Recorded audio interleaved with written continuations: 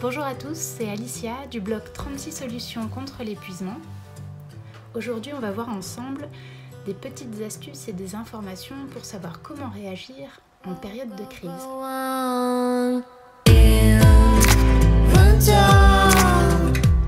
Donc aujourd'hui, c'est le podcast de la semaine 30, donc la 30e technique que je vous propose dans le cadre du défi du cordonnier.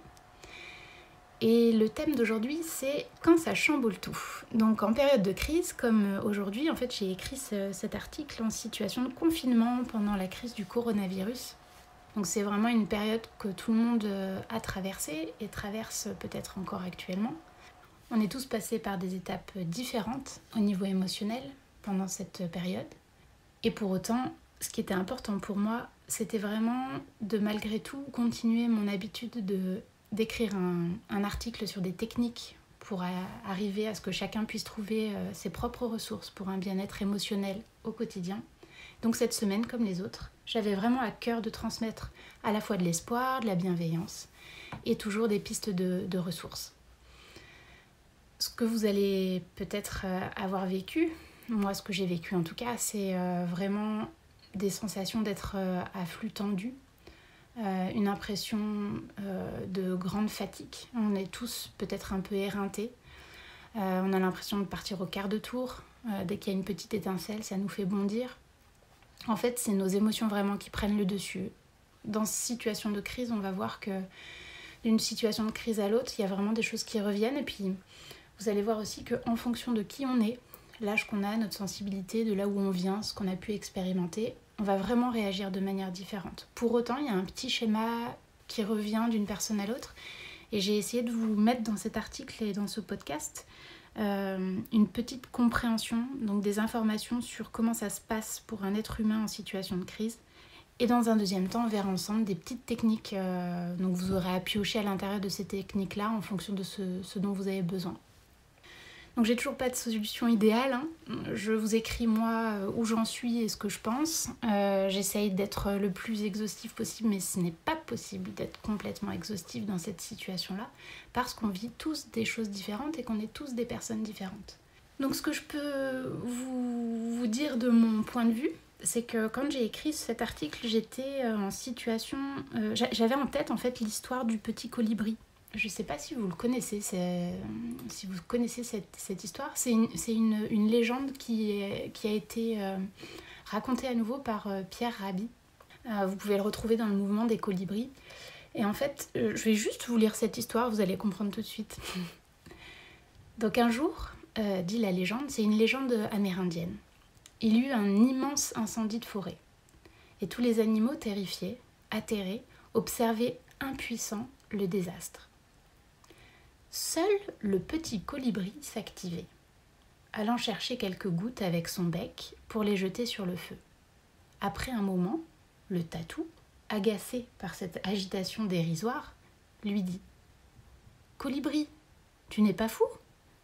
Ce n'est pas avec ces gouttes d'eau que tu vas éteindre le feu. » Et le colibri lui répondit « Je le sais, mais je fais ma part. » Donc c'est vraiment cette histoire-là qui m'a habitée pendant que j'écrivais cet article, parce que pour moi, je sais que ça va être certainement une petite goutte d'eau dans un océan. Pour autant, j'avais besoin de faire ma part et de vous partager ce qui peut m'aider. Il y aura peut-être d'autres choses la semaine prochaine, mais en tout cas, actuellement, ce qui peut m'aider en pensée ou en action pour traverser cette crise. Voilà, donc on va commencer tout de suite avec quelques éléments au niveau de notre fonctionnement psychique en situation de crise. Donc en psychologie par exemple, on définit la crise comme un changement brusque et décisif dans le cours d'un processus. Voilà, donc changement brusque, décisif dans le cours d'un processus. Et comme exemple de crise, on peut avoir donc une maladie qui nous touche individuellement. Ça peut être aussi, vous savez, les pertes quand on perd un être cher, donc une perte brutale. Et ça peut être, comme aujourd'hui, donc une crise d'ampleur générale. Un effondrement d'institutions, une crise sanitaire, une guerre, voilà. Tout ça, ce sont des périodes de crise pour l'être humain. Et la crise, en fait, elle est vécue comme un point de rupture. Et elle peut être aussi associée à des sensations de menace vitale.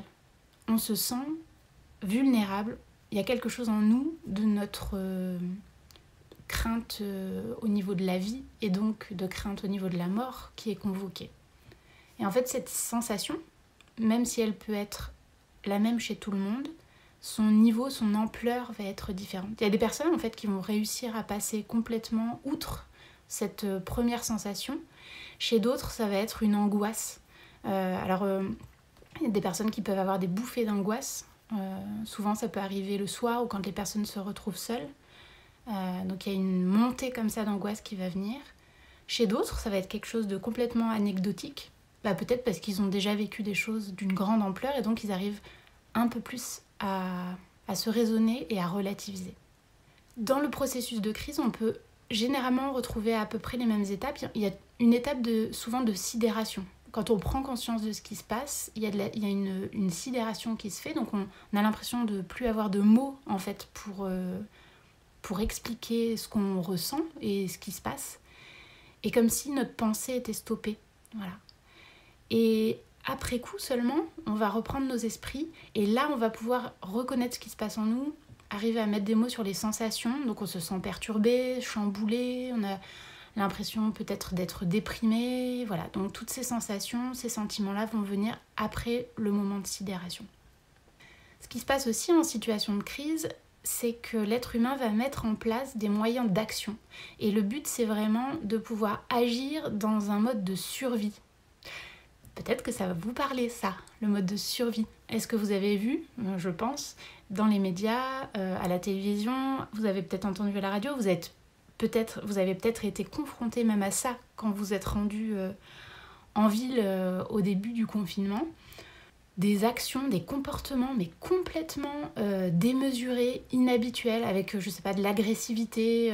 Donc je pense notamment aux situations où les personnes prenaient d'assaut les magasins pour faire des achats complètement démesurés de pâtes, de produits alimentaires de base, par exemple. Et en fait, c'est des choses qui, pour certaines personnes, va faire complètement bondir notre représentation du civisme. On se dit, mais c'est pas possible, ce sont des gens qui... Ils réagissent de manière animale. Et en fait, oui, effectivement, ils réagissent de manière animale, de manière instinctive, parce qu'en fait, la crise, elle induit en nous un déclenchement qui est comme une alarme et qui va provoquer chez nous la stimulation de notre cerveau archaïque. Donc le cerveau reptilien, c'est justement là où on dit archaïque, c'est vraiment le cerveau animal en nous. Et pourquoi ? Eh bien, parce que la crise génère de l'angoisse. Voilà. Et donc c'est instinctif et c'est pas pensé, c'est pas raisonné. C'est pour ça qu'il y a certaines personnes qui vont réagir vraiment de manière agressive et animale, parce qu'en fait c'est ce que ça connecte chez nous. Alors bien entendu, on peut le comprendre sans l'accepter. Pour autant, c'est important de le comprendre, parce que comment est-ce qu'on peut réagir à ça sans avoir compris ? C'est un peu compliqué, parce que ça va faire bondir chez nous de l'agressivité aussi, de percevoir ça chez les autres. Et c'est pas forcément la bonne solution, en fait, dans cette situation. Donc, je vous apporte ces pistes-là pour comprendre, pas forcément accepter, mais savoir comment mieux réagir en ayant compris ça. Et si vous avez été vous-même en situation d'avoir des comportements agressifs, des comportements de mode survie animale de ce type-là, comme ça, vous allez aussi mieux accepter ce qui vous a traversé et la manière dont vous avez agi. Parce que c'est quelque chose de naturel. Voilà, votre cerveau a été connecté de cette manière-là. Il a été touché au niveau archaïque, au niveau animal. Et donc, il y a une grande diversité de réactions d'une personne à l'autre. Parce que justement, on a des personnes différentes, qu'on a des vécus différents. Il y a des personnes qui vont mieux relativiser, c'est-à-dire qui vont avoir la sidération, peut-être le mode survie au départ, mais qui est resté au niveau des émotions sans passer par l'action. Et ça dépend vraiment de qui nous sommes, de l'âge que nous avons, de nos expériences, etc. Et ce que ça va provoquer chez nous aussi, c'est d'autres types d'actions. En fait, pour nous, en situation d'angoisse, donc on va réagir différemment. Et le but, c'est d'arriver à éviter le chaos, c'est-à-dire que en fait, comme ça nous contacte, nous, au niveau des craintes de mort, la menace vitale. Pour éviter ce chaos-là interne, on va solliciter nos ressources. Donc habituellement, nos ressources, elles peuvent être externes, c'est-à-dire qu'on a notre environnement proche, nos amis, les personnes qui nous sont chères. On a plus globalement l'autre sphère un peu plus extérieure qui va être les institutions. Je sais pas, notre environnement de travail, notre patron. Ça va être la société globalement. Qu'est-ce qui va être porté par notre président de la République, qu'est-ce qui va être porté par les médias, etc. Et donc on a plusieurs sphères comme ça, donc ça part de nos ressources internes, et après si nous on est dépassé, on va venir chercher chez nos êtres chers, autour de nous, nos proches, un petit peu de ressources. Si ces êtres sont dans le même état d'angoisse que nous, on n'a pas de soutien, on n'a pas de canalisation de nos émotions, on va les chercher à l'extérieur qui va être plutôt les institutions, etc. Et en fait, en situation de crise telle qu'on la vit aujourd'hui, tous les systèmes-là, environnement proche, être cher, institutions, société, ils sont tous touchés. Donc ça va amplifier notre angoisse. Parce qu'en fait, habituellement, on pouvait trouver nos ressources à l'extérieur. Et là, en fait, tout était branlé. Et donc forcément, l'angoisse, elle est plus massive pour nous. Donc ce qui pouvait réguler nos débordements au préalable, là en ce moment c'est vraiment compliqué parce qu'en fait tout est touché et donc on a moins de possibilités, a priori, de trouver des ressources. Donc cette crise elle est difficile à vivre parce qu'en fait nous sommes des êtres humains et que les êtres humains ont besoin de rapidement trouver un équilibre. En fait quand on est touché, ça nous déséquilibre au niveau interne, notre psychisme va ressentir le déséquilibre, la menace, et donc va rechercher cet équilibre. Et ce bouleversement-là, en fait, il amène naturellement notre corps et notre cerveau à rechercher l'équilibre, et ça, il va le faire constamment, parce qu'en fait, tant qu'il n'y aura pas d'équilibre, il va continuer à chercher et à puiser dans nos ressources internes et externes des moyens pour arriver à retrouver l'équilibre. Donc, il va se mettre en branle au niveau physiologique, au niveau psychologique et au niveau sociologique. Et oui, c'est difficile à vivre. Et pour certaines personnes, c'est insupportable. Voilà. Donc si la crise dépasse nos limites de personnes, nos limites internes, donc comme dans la situation actuelle, eh bien, la difficulté supplémentaire de trouver nos repères à l'extérieur, d'avoir perdu nos repères directs, nos habitudes par exemple quotidiennes, ça on a perdu tout ce qui nous rassurait en fait. Je sais pas, il y a des personnes qui vont être passionnées de sport, ils peuvent être stressés dans leur travail et quand ils vont aller courir, ça va décharger les émotions, les sensations désagréables et ça va les remplir en fait de force, ça va les remplir d'à nouveau de cette légèreté, en fait ça leur permet vraiment de prendre de la distance avec ce qui se passe dans le monde du travail. Là on est touché à tous les niveaux, parce qu'il y en a qui sont en télétravail, il y en a qui travaillent mais au contact des personnes malades, donc ça crée du stress, il y en a qui sont obligés de garder leurs enfants et qui n'ont pas forcément l'énergie pour pouvoir le faire H24, donc c'est très compliqué. Et donc, on va chercher ces ressources, on va essayer de les trouver. Le problème, c'est que ce qui nous aidait jusqu'à maintenant, comme d'aller faire du sport, de jardiner peut-être à l'extérieur, etc., et qu'il y a des personnes qui ne vont plus pouvoir faire ces habitudes. Alors on le verra plus tard, il y a des habitudes qu'on peut garder, mais ceux qui vont avoir des habitudes qui sont touchées par la crise ne vont pas réussir à se ressourcer comme ils pouvaient le faire habituellement. Et donc là, le vécu angoissant et la fatigue, elle va être décuplée. Comment font les êtres humains quand il n'y a plus de repères et de ressources extérieures pour vivre la crise? Eh bien là encore, il y a des différences de l'un à l'autre. Il y a des personnes qui vont avoir recours à des moyens de défense. Donc on appelle, en psychanalyse par exemple, on appelle les mécanismes de défense. Mais finalement en psychologie, on retrouve souvent cette même idée qui n'a pas le même nom. Mais en gros, c'est un système de défense. C'est comment est-ce qu'en interne, on arrive à trouver de la ressource pour traverser une épreuve. Et donc, il existe en fait des ressources qui sont adéquates pour arriver à réguler notre état, pour arriver à retrouver un équilibre. Et c'est d'ailleurs l'objet du site 36 solutions contre l'épuisement, c'est que chacun puisse arriver à trouver des ressources qui lui sont indispensables et d'avoir de nouvelles idées de ressources et apprendre petit à petit à cheminer pour trouver ces ressources et pour arriver à traverser les épreuves, quelles qu'elles soient. Et donc en situation de crise, il y a des choses qui sont bien adaptées, il y en a d'autres qui vont être moins bien adaptées. Sauf qu'on est des êtres humains et qu'on a des accès différents et des possibilités différentes d'induire, de stimuler ces ressources. Donc ce qu'on retrouve habituellement, ça va être une modification de notre comportement, une utilisation donc, des systèmes de défense. Alors dans les systèmes de défense, il va y avoir par exemple le recours à l'humour. Vous avez dû observer qu'il y a des personnes en situation de stress ou de crise, ils vont beaucoup faire de l'humour. Humour noir ou autre, mais ça va leur permettre vraiment de prendre de la distance par rapport à ce qui se passe. Et c'est une façon de transformer le moment pour mieux le vivre. Il y a d'autres personnes qui vont le transformer en quelque chose de beau.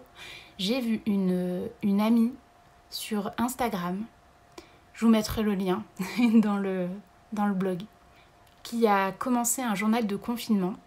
Et en fait, elle a pris un carnet et chaque jour, elle s'adresse au lecteur d'Instagram. Elle écrit « Cher journal de confinement » et elle fait un dessin de l'endroit où elle se trouve, donc de son appartement ou autre. Et en fait, elle fait de ce moment de confinement où finalement il y a plein de choses qui lui sont pas possibles puisqu'elle doit rester chez elle, elle en fait quelque chose de beau. Elle le sublime, ce moment. Et effectivement, elle fait quelque chose de magnifique. Et les artistes, souvent, utilisent ce mécanisme de défense. Ils vont utiliser le moment difficile pour en faire quelque chose de beau, quelque chose qui peut servir, ou juste quelque chose qui permet, en fait, à leur art de s'exprimer. Ça peut être aussi un mécanisme qui ouvre les personnes vers les autres. Donc les actes d'altruisme, ça aussi, on peut le voir beaucoup. Il y a certaines personnes chez qui ça a été spontané, et pendant ce moment de crise, il y en a d'autres qui ont vu que certaines personnes allaient vers l'altruisme. Donc l'altruisme, c'est vraiment s'ouvrir aux autres, aider son prochain, trouver des astuces pour soutenir. Et en fait, c'est quelque chose qui est très contagieux, l'altruisme.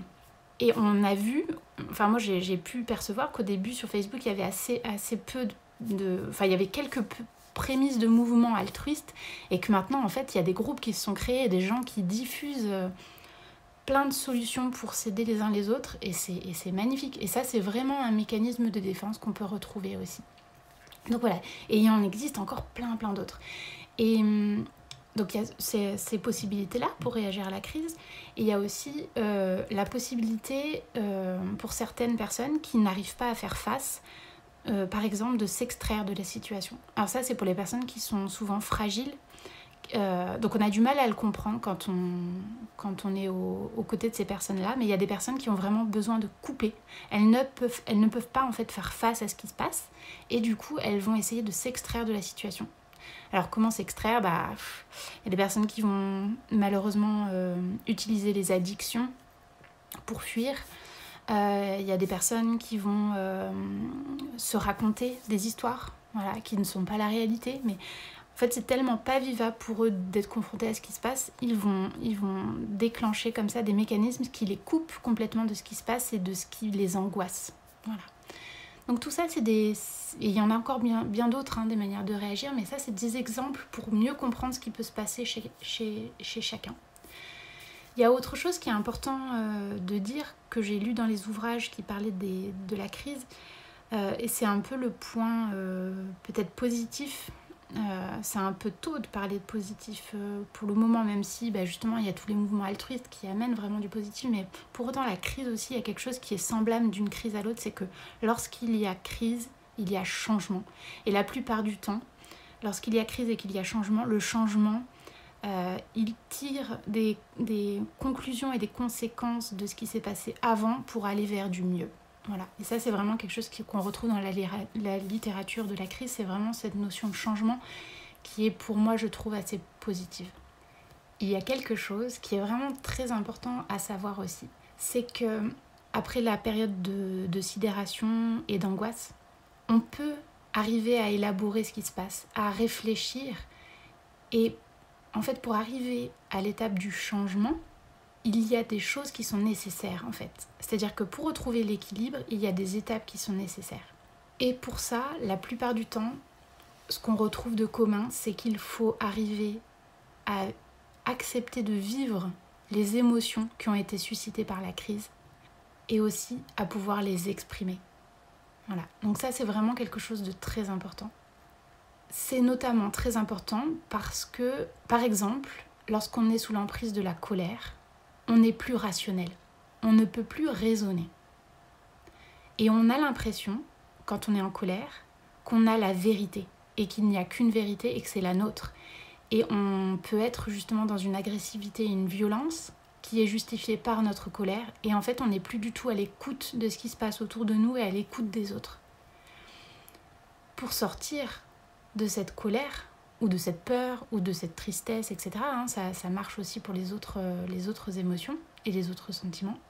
Pour sortir de cette émotion, il faut pouvoir accepter qu'elle soit là et il faut pouvoir du coup mettre un nom dessus et l'exprimer. Vous allez me dire, comment faire pour pouvoir exprimer cette émotion ? Eh bien pour ça, effectivement, il faut un espace. Il faut un espace pour pouvoir exprimer ces émotions. Cette peur, cette colère, ce dégoût, il faut que vous puissiez avoir un espace pour le faire.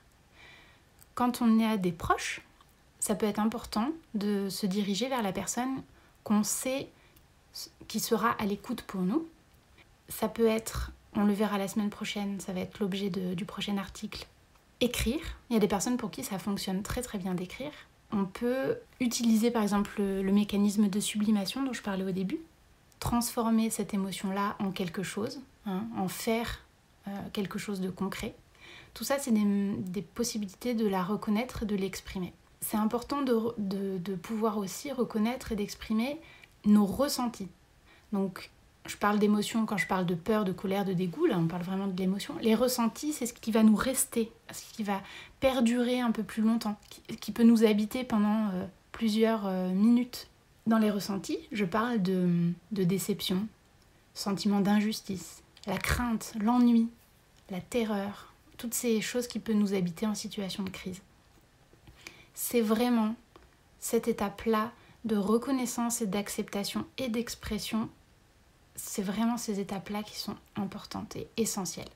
Ce que je voulais ajouter aussi, pour qu'on comprenne mieux ce qui se passe pour nous en situation de crise, ce qui est très difficile à vivre, c'est que la crise, en fait, elle active chez nous vraiment des angoisses profondes, des inquiétudes qui concernent notre santé, qui concernent celle de nos proches, qui concernent notre vie professionnelle, sa stabilité, qui concernent aussi tout ce qui est de l'aspect social, nos contacts aux autres.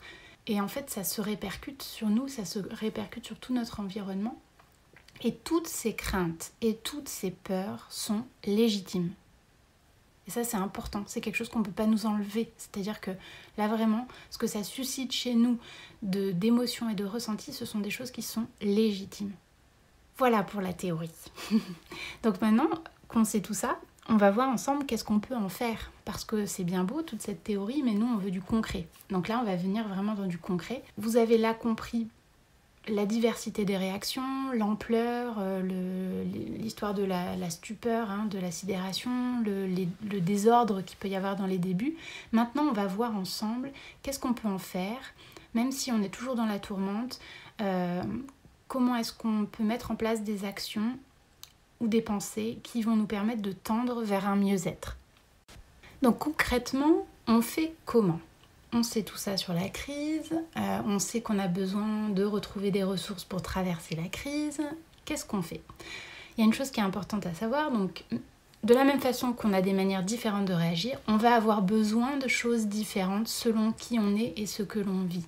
Par exemple, si vous êtes de celles et de ceux en fait, qui sont en train d'agir concrètement pour combattre la crise, l'accompagner, si vous êtes des soignants, des personnes de l'aide à la personne, des éducateurs, etc., que vous êtes en fait confrontés à la situation, au virus par exemple, que vous êtes dans l'accompagnement des personnes malades, si vous êtes en train de gérer la stabilité d'une entreprise qui a pour but de continuer à maintenir une vie possible pour les personnes qui sont confinées, si vous êtes vraiment au contact en fait de ce qui se passe, ou alors si vous êtes plus en retrait, si vous êtes assez éloigné de la crise, vous êtes peut-être dans le confinement mais que finalement tout s'est goupillé pour que vous puissiez rester chez vous et vous occuper de vos proches et que vous êtes un petit peu en distance, ou encore si vous êtes vous-même malade, les besoins que vous allez avoir au niveau émotionnel, et au niveau des moyens d'action vont être très différents.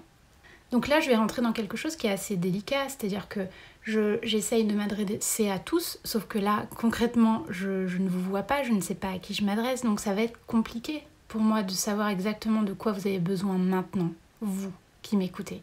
Ce que je vais faire, c'est que je vais essayer de faire un article qui va être le plus malheureusement général possible, même si je sais que c'est pas forcément ce dont vous avez besoin, mais moi je vous encourage, si vous avez besoin de choses plus précises, de me laisser un message par exemple, que je puisse vous répondre plus concrètement. Là sur le podcast, je vais être vraiment plus générale. Je n'ai pas envie que vous vous sentiez mis de côté, donc c'est un peu compliqué, mais pour autant je suis obligée de faire un choix, donc je vais essayer de rester assez générale, de quand même essayer d'explorer différentes possibilités de ce que vous pourriez vivre pour vous apporter des ressources différentes. Cette difficulté-là de m'adresser à vous de manière générale tout en essayant d'aller vers du spécifique, c'est quelque chose qui est commun à tous mes articles et c'est ce qui fait que un blog, un article ne remplace absolument pas une rencontre ou un entretien avec un professionnel de santé. Quand vous êtes vraiment en détresse, en grande difficulté, on ne peut pas en fait sauter cette étape-là. On a besoin d'aide, il faut aller chercher de l'aide vers les personnes qui sont formées. Et moi je suis formée, mais à distance comme ça, ce n'est pas possible de vous aider. Donc ce que je peux faire, c'est vous laisser des pistes et puis vous vous en saisissez selon l'étape où vous en êtes et qui vous êtes. Et par contre, si ça dépasse la notion de mal-être, si on est vraiment là dans de la détresse, n'hésitez pas à sauter le pas d'aller vers un professionnel de santé pour un entretien, une rencontre, c'est vraiment important. Les vidéoconférences en ce moment se multiplient, il y a des outils vraiment qui fonctionnent bien, qui ne sont pas à maintenir sur le long terme, mais là ponctuellement quand vous en avez besoin, mais allez vers les psychologues qui font des téléconférences, des vidéoconférences qui puissent au moins vous écouter, et ça c'est vraiment important. Donc maintenant, je vais tracer en fait des pistes qui vont être à moduler en fait pour vous en fonction de votre situation, de votre état physique, de votre état mental, des circonstances que vous vivez, des responsabilités que vous avez aussi. Voilà, donc la liste n'est pas exhaustive. Je vous laisse suivre les liens vers les autres articles aussi parce qu'il y a des choses qui ont déjà été traitées vers lesquelles vous pouvez aller, tout à fait. Et ça vous fait des compléments d'informations. Et ça vous fait des compléments aussi de techniques. Donc n'hésitez pas à aller voir l'article du blog qui a été écrit pour aller voir les différents articles à l'intérieur qui puissent vous apporter davantage de ressources si vous voulez approfondir. Voilà, donc je vous proposerai de cette manière-là de creuser certaines questions.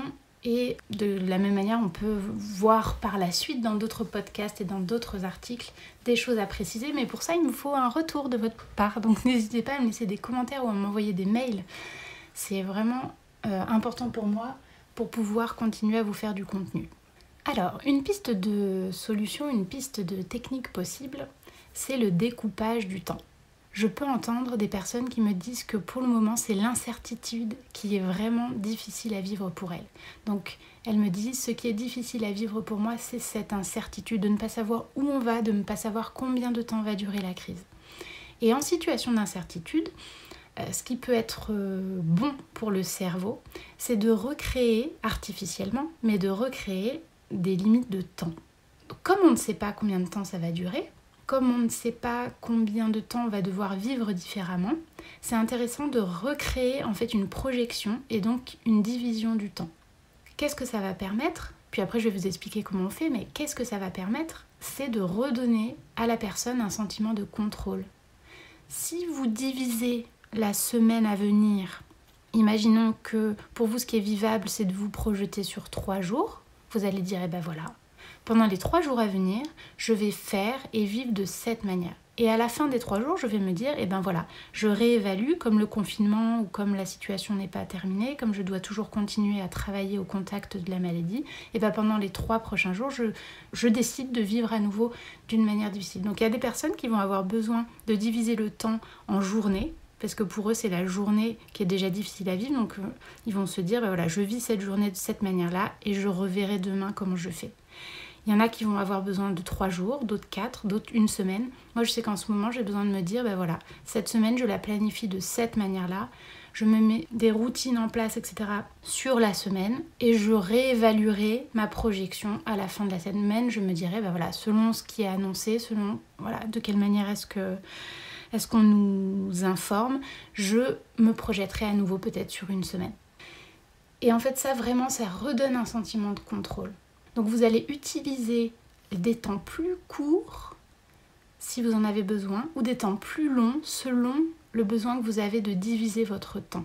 Voilà. Et même si vous avez besoin de répéter plusieurs fois ces divisions, donc 3 jours, puis à nouveau 3 jours, puis à nouveau 3 jours, c'est ça en fait qui va avoir un effet apaisant pour vous. Donc vous choisissez le laps de temps qu'il vous faut pour vous dire, si je me projette sur 2 jours ou 3 jours ou 4 jours ou une semaine, là c'est vivable pour moi et je peux organiser mon temps à l'intérieur de ce laps de temps, de ce nombre de jours ou d'heures. Ok ?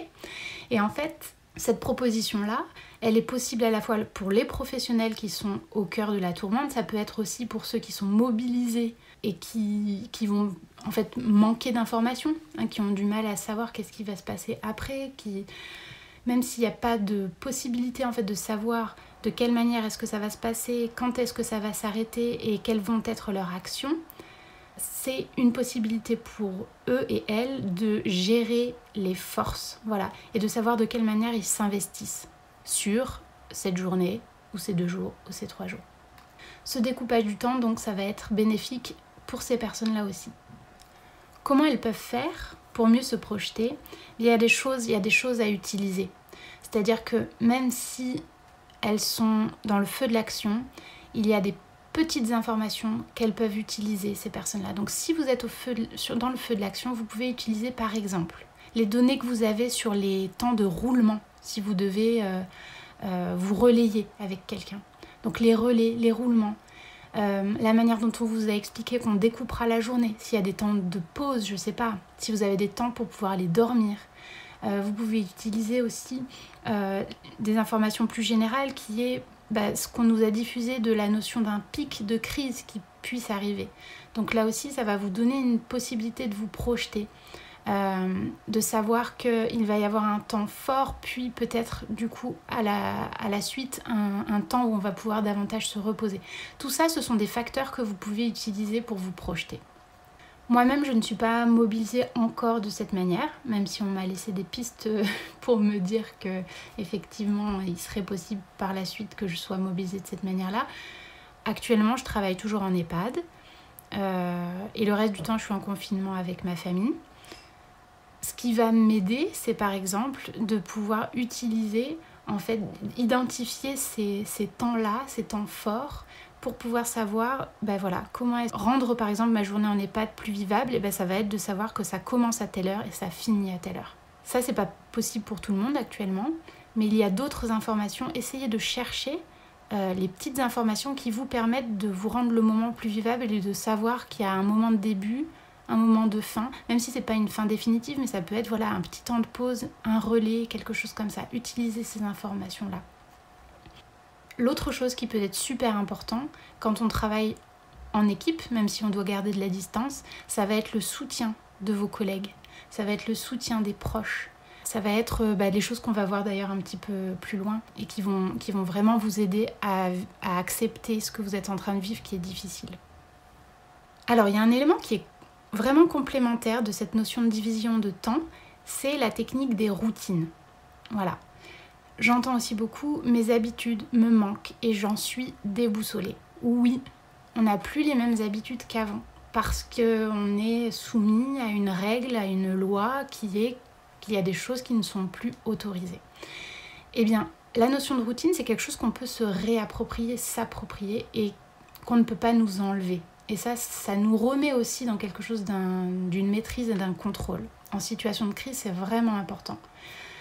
Donc ça complète la notion de division du temps, c'est que dans ce temps que vous vous êtes octroyé, cette projection de quelques jours ou plus, vous allez pouvoir mettre en place des routines et c'est quelque chose qui est bénéfique pour le cerveau. D'ailleurs, vous l'avez peut-être fait naturellement, c'est-à-dire que comme vous n'aviez plus les mêmes habitudes qu'avant, vous avez dû vous réapproprier ce qui vous était autorisé et votre laps de liberté que vous aviez pour en refaire peut-être naturellement une nouvelle routine. Et effectivement, le cerveau, comme il a besoin d'habitude, il a besoin de quelque chose qui se répète pour être rassuré. Parce qu'en fait, la routine, c'est vraiment quelque chose qui rassure. Parce qu'en fait, on sait ce qui va arriver après. Et donc, ça permet vraiment de s'apaiser. Donc, la réassurance et le réconfort de la routine, c'est vraiment quelque chose qui est très bénéfique en situation de crise. En fait, on rend le temps et le déroulement de la journée prévisible. Et c'est ça qui va faire redescendre notre niveau de stress. Comment on compose une routine ? Là encore, vous allez faire en fonction de vous. C'est-à-dire que ça va être composé de gestes ou d'activités. Souvent, vous pouvez alterner les activités obligatoires, on va dire, avec des activités plaisir. Là, j'y reviendrai, mais la notion de plaisir est très importante en situation de crise. Il faut retrouver des moments où vous prenez du plaisir ou quelque chose de plus léger que ce qui est obligatoire. Donc, on y reviendra après. Donc, la routine, c'est introduire, par exemple, des tâches ou des activités qui vont être bonnes pour votre physique. Donc ça va être par exemple l'exercice physique, l'hydratation, l'alimentation, les soins que vous apportez pour vous. Donc tout ça, c'est des pistes d'activités que vous pouvez introduire dans votre routine. Donc ça va être, je sais pas, je dis des bêtises, mais vous devez boire vos 2 litres d'eau dans la journée. Et dans votre routine, vous allez vous faire des temps de pause où vous allez prendre votre verre d'eau, par exemple. Ou vous allez vous dire que chaque soir, à 19h, vous aurez dégagé du temps, en accord avec vos proches, pour faire une demi-heure d'exercice physique. Ou vous allez vous dire que chaque matin, vous allez prendre 5 minutes pour prendre une douche chaude et relaxante. Voilà, donc tout ça, c'est des pistes d'activités pour que vous pouvez ajouter à votre routine. Vous avez besoin aussi d'activités pour votre bien-être mental. Donc ça peut être, on le verra la semaine prochaine, l'écriture d'un journal.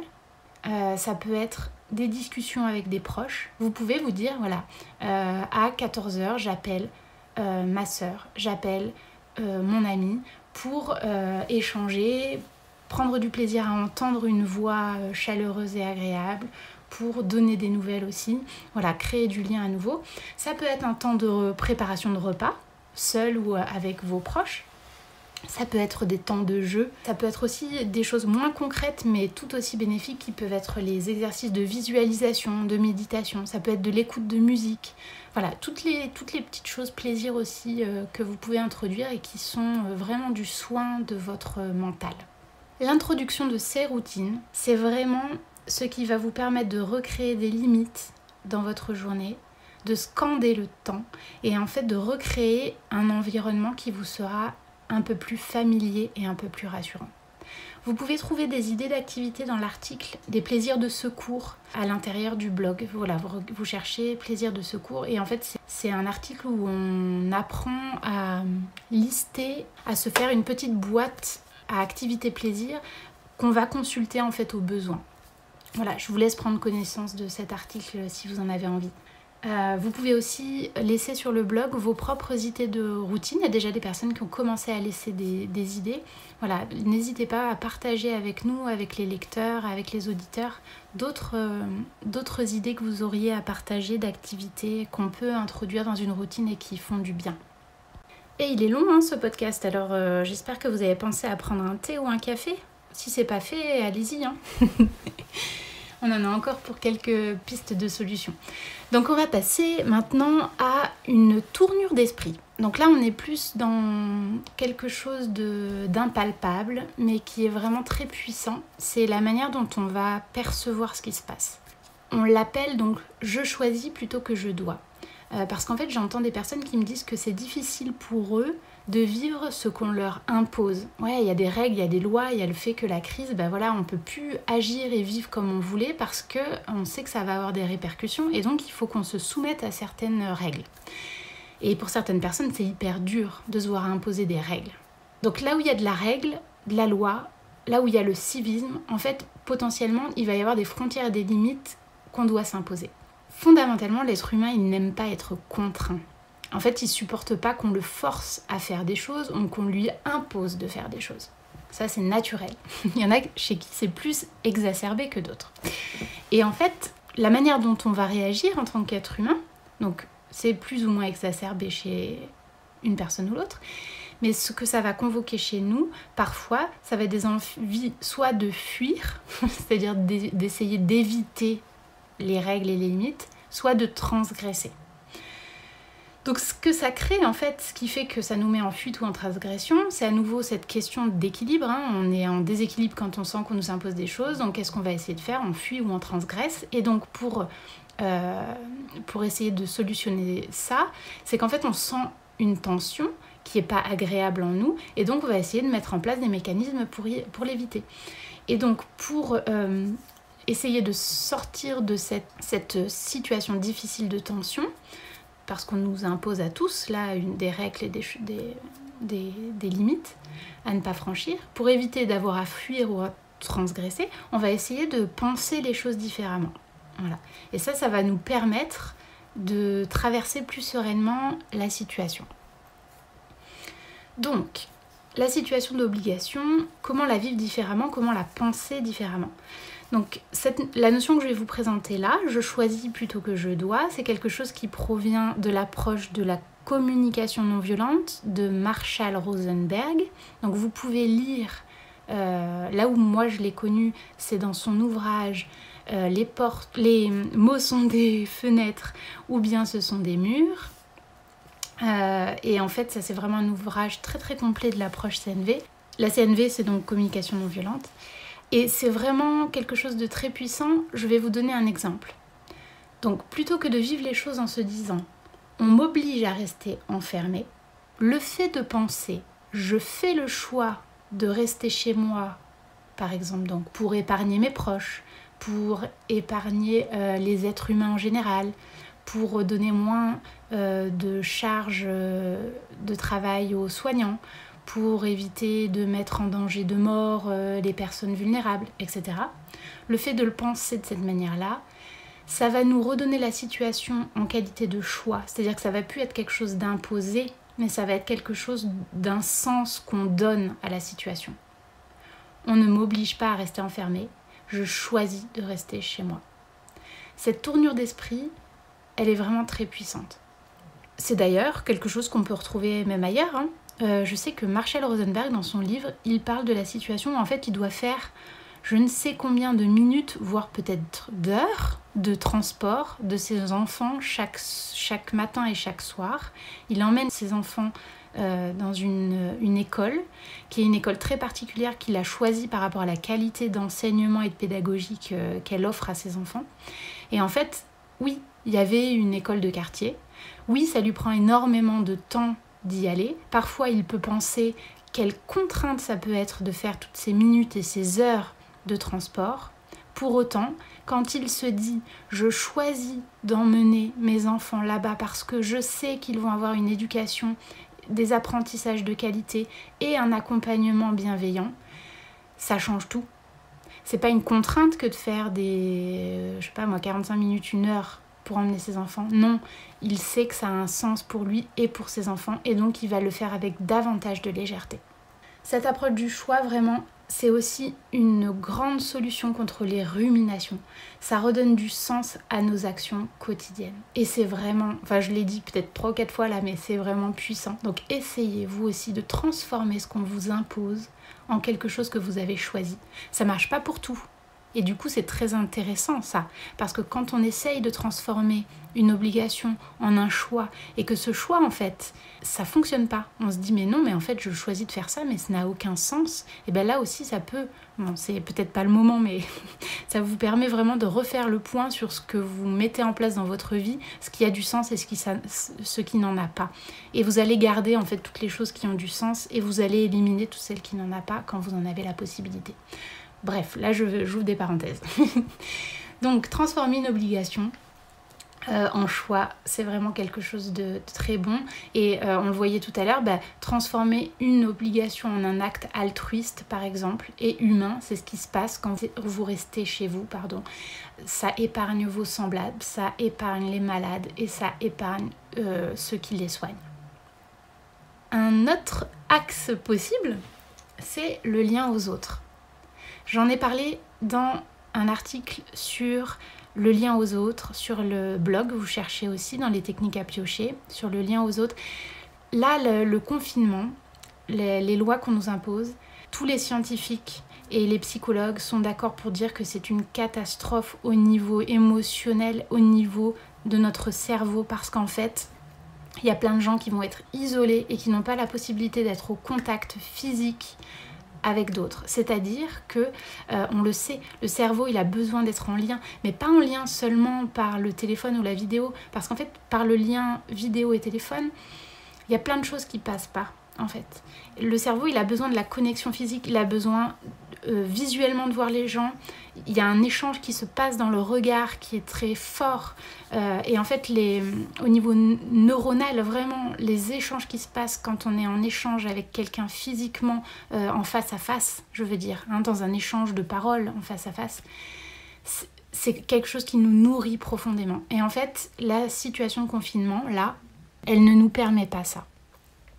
Donc, ce que je vais vous dire, c'est que on n'a pas le top du top qui est d'être proche la plupart du temps de ceux qu'on aime.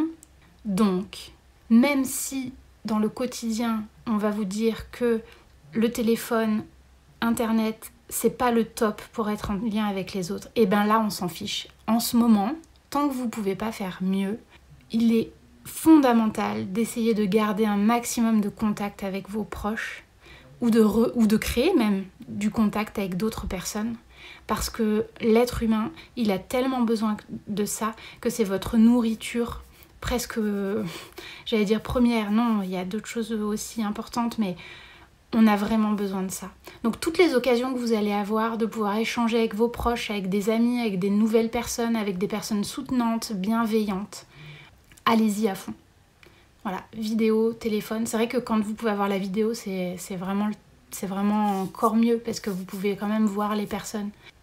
En fait, j'ai découvert vraiment avec étonnement cette semaine à quel point seulement une conversation, vous allez rire, hein, mais j'ai fait une vidéo, enfin j'en ai fait plusieurs du coup depuis, mais des vidéoconférences avec des collègues de travail pour continuer à travailler sur des situations. Et ben, c'est fou comme, même si le sujet qu'on abordait, vu la crise, il n'était pas du tout joyeux, pour autant c'était magique. L'effet que ça pouvait avoir de l'échange en fait pendant cette vidéoconférence, ça produit vraiment des choses pour notre cerveau, on le sent, et pour notre cœur et pour notre cerveau. Ça nourrit vraiment et ça apporte vraiment du mieux-être. Donc allez-y, même si c'est des conférences de travail, etc., des vidéos pour échanger sur quelque chose du quotidien, allez-y à fond, vraiment. Il y a aussi un autre point qui est important, c'est la notion d'influence. Là aussi, j'en ai parlé dans un article. Allez-y aussi pour voir comment se protéger des médias dans ces situations-là. Parce qu'en fait, les médias, ils vont avoir tendance, d'essayer de diffuser, alors certes parfois selon qui ils sont, des informations très intéressantes et très bénéfiques pour traverser le moment. Et il y en a beaucoup qui marchent sur le catastrophisme, sur l'angoisse, en fait ils utilisent tout ce côté émotionnel pour pouvoir faire parler d'eux. Et en fait c'est pas vraiment des médias qui vont diffuser de l'information intéressante, ça va être vraiment ceux qui vous font creuser dans vos émotions négatives, etc. Et ces influences-là, stop. Pendant la crise, stop. Hein. Même, voilà, quand j'ai écrit l'article auquel je fais référence, même en temps normal, si jamais vous êtes fatigué, si vous avez tendance à l'anxiété, aux ruminations, etc., déjà à la base, il faut les fuir, mais là, encore plus maintenant, dans la situation de crise. En fait, vous allez vous préserver en bannissant et en vous protégeant de ces médias-là. C'est facile à reconnaître, hein. C'est ceux qui vont vous laisser dans l'anxiété, dans l'angoisse, qui vont vous paniquer, des petits, je sais pas, ça peut être même audio, hein. J'ai vu circuler des choses audio qui étaient très anxiogènes, des vidéos alarmistes. Non, moi ce que je peux fortement vous conseiller et qui fonctionne pour moi et qui fonctionne pour beaucoup de mon entourage et des personnes auxquelles j'ai diffusé cette information, c'est vraiment d'aller vers des sources d'informations neutres, des sources valides. On a celle du gouvernement, des institutions de référence scientifiques, des publications spécialisées, des choses qui sont validées. Voilà, tournez-vous vers ces contenus-là et aussi vers des contenus qui vont vous apporter de l'espoir, ceux qui vont apporter de la bienveillance, toutes celles qui vont prôner plutôt quelque chose de l'union entre les êtres. Voilà. Au fil de... Donc moi je vais beaucoup là en ce moment sur internet pour chercher des pistes. Et par exemple j'ai trouvé justement le mouvement du colibri que je connaissais déjà depuis de nombreuses années, mais ils ont créé par exemple un lien de fraternité que j'ai mis sur le blog, Fraternité Covid-19, et en fait ils mettent plein d'astuces pour diffuser du bien-être, des activités agréables, des choses qu'on peut utiliser au quotidien pour mieux traverser ce moment. Il y a aussi des groupes Facebook, il y a énormément... il y a Isabelle Padovani qui a créé un groupe en ce moment pour diffuser, ça s'appelle Au service de la vie, pour diffuser aussi des activités, des notions de bienveillance et de bien-être. Donc allez plutôt vers ces liens-là. Je n'ai pas d'intérêt particulier ni de soutien particulier pour celles que je viens de vous citer, c'est vraiment... Je vous livre en fait là les choses que j'ai trouvées dernièrement. Il y en a certainement bien d'autres. Et du coup, n'hésitez pas à les laisser sur le blog, à me les mettre en commentaire ou me les envoyer par mail. Ça m'intéresse beaucoup. Donc là, on va voir ensemble encore quelques petites pistes. Donc il y a une chose qui peut être importante aussi. Souvent, on peut dire j'ai l'impression... En fait, d'être tout le temps contractée là, par cette situation qui se passe. Je serre les dents constamment, j'ai l'impression de ne pas respirer correctement. Oui, en plus de ça, c'est un des symptômes qu'on retrouve dans le virus. Donc il y a des personnes qui vont encore plus paniquer, c'est-à-dire que l'anxiété va faire qu'on bloque ou qu'on s'essouffle davantage la respiration. Et en plus de ça, ça va nous connecter avec ce qu'on entend de partout, qui est que ça peut être un symptôme. Donc ça envenime, ça crée un cercle un peu vicieux. Donc il y a des personnes comme ça qui vont être stressées, qui vont avoir du mal à respirer dans cette situation-là. Et je parle pas de la maladie, mais vraiment du symptôme qu'on se crée par l'anxiété. Et il va y avoir aussi les gens qui vont déprimer. Et en fait, je pars du principe qu'il y a un temps pour tout.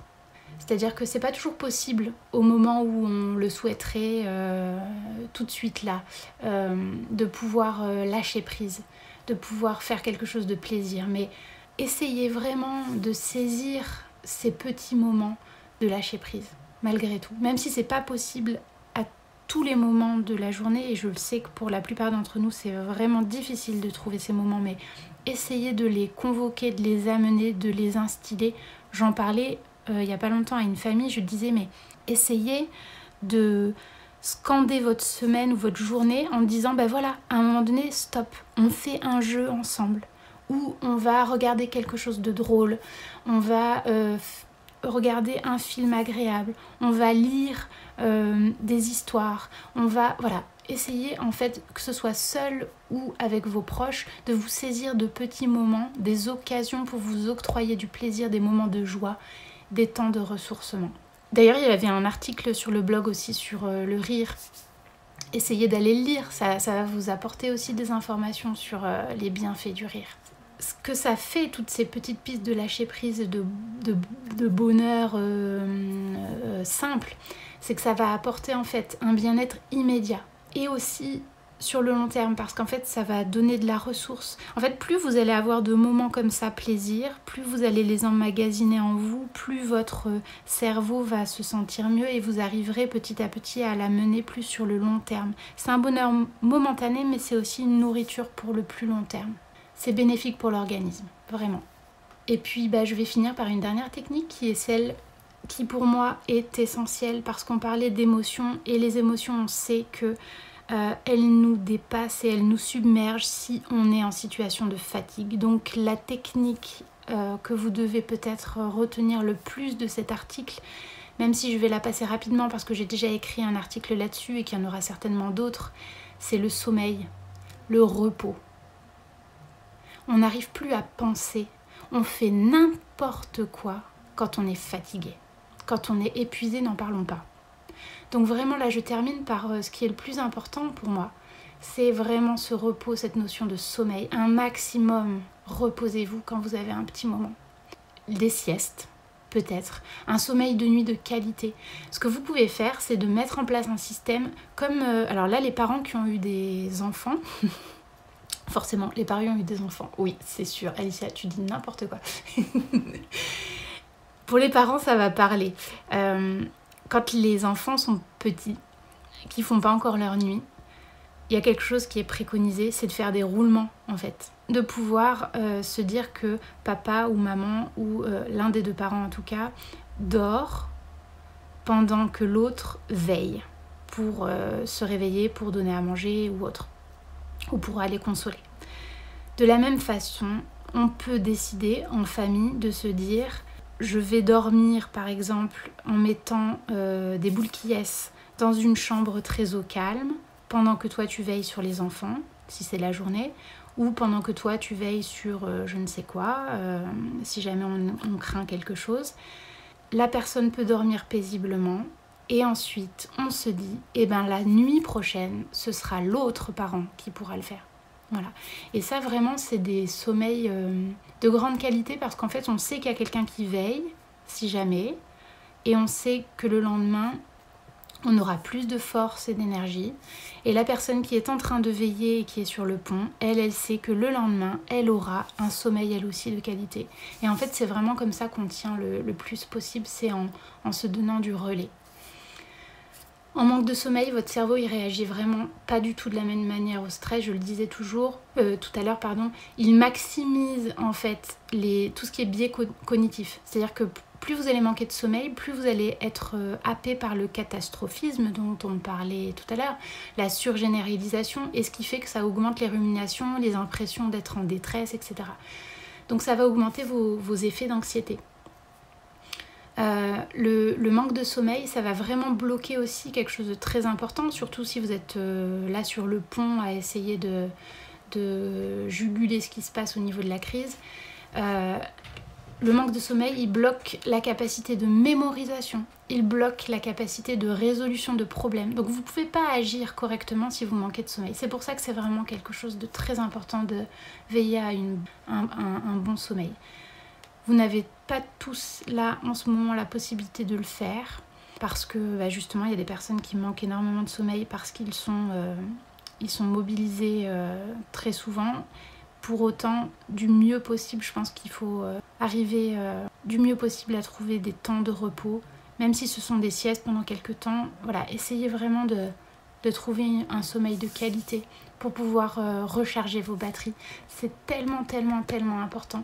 Et même si vous avez l'impression de pouvoir tenir le coup et que vous vous dites « Non, mais là, ça va aller, je vais prendre sur moi, etc. » Là, ne vous faites pas avoir par cette tendance à vouloir prendre sur soi. D'abord le soin, d'abord le sommeil, et après la disponibilité pour ce qui se passe autour de vous. Voilà. Je vais m'arrêter là pour aujourd'hui. Merci beaucoup aux courageux qui m'ont écouté jusque-là. Merci d'avoir pris le temps d'écouter ce que j'ai pu vous transmettre. Certainement qu'il y a des choses qui passent à côté de ce que vous avez besoin en ce moment. Dans ces cas-là, n'hésitez pas à me laisser un commentaire avec les situations concrètes que vous vivez, si je peux vous apporter des choses complémentaires. S'il y a des choses que vous n'avez pas compris ou qui vous paraissent à questionner, n'hésitez pas aussi à me laisser un message. Et je prendrai vraiment beaucoup de plaisir à vous répondre et à essayer de vous apporter tout ce que je peux en cette situation un peu difficile. Je vous souhaite la meilleure semaine possible pour vous, pour vos proches. La meilleure santé possible aussi et au plaisir vraiment de lire vos retours en commentaire et de partager avec vous plus tard encore d'autres pistes de solutions sur 36 solutions contre l'épuisement. N'hésitez pas à vous abonner au blog. À très bientôt.